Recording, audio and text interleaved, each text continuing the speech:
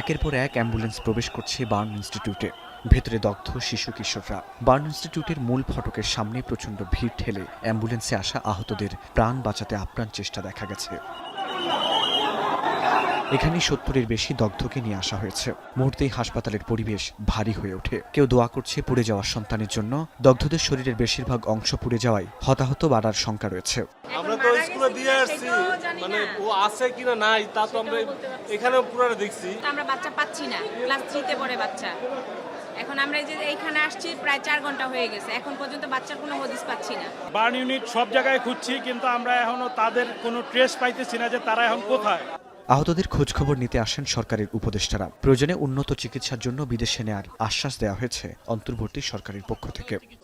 KSRM শেকড় থেকে শিখরে। আমাদেরকে hospital authority national burn unit থেকে জানিয়েছেন ওনারা চিকিৎসার প্রয়োজনে যত রকম প্রস্তুতি দরকার সকল প্রস্তুতি সম্পন্ন করেছেন। তারপরে যদি প্রয়োজন হয় বিদেশ থেকে চিকিৎসক আনাবেন, যদি প্রয়োজন হয় বিদেশে আমাদের এই শিক্ষার্থীদের যারা বার্ন ইউনিটে আহত অবস্থা আছে নিয়ে যাবেন। আমাদের চিকিৎসা পুনর্বাসনে কোনো রকম কোনো ঘাটতি থাকবে না। এবং এই বিয়োগান্ত ঘটনা, এই মর্মান্তিক দুর্ঘটনা কেন ঘটলো অবশ্যই আমরা তদন্ত করে দেখব। এই ব্যাপারে প্রয়োজনীয় যা ব্যবস্থা নেওয়া তা নিব। সকল চিকিৎসকদের, বিশেষজ্ঞ চিকিৎসক, সরঞ্জামাদি এবং ঔষধপত্র সবকিছু যথেষ্ট পরিমাণে সকল হাসপাতালে প্রস্তুত আছে।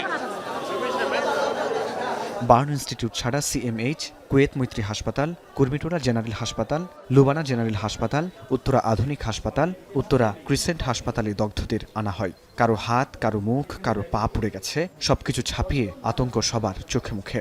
আমি নিজেও একজনকে আনতে চাইছি, বাট ও আমার হাতেই গলে পুড়ে মারা গেছে, আমি আনতে পারিনি। আমরা দুজন টিচার ছিলাম, এর মধ্যে হচ্ছে কি আপনার আমরা সিদ্ধান্ত নিতে পারতেছিলাম না কি করবো। সামনে আগুন, ভিতরে আমরা ধোয়ার মধ্যে।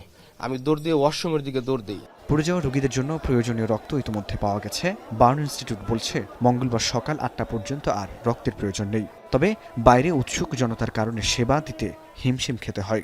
ভিড় সামলাতে কাজ করে আইনশৃঙ্খলা বাহিনী ও স্বেচ্ছাসেবীরা। ফরহাদ বিন নূর, এখন, ঢাকা।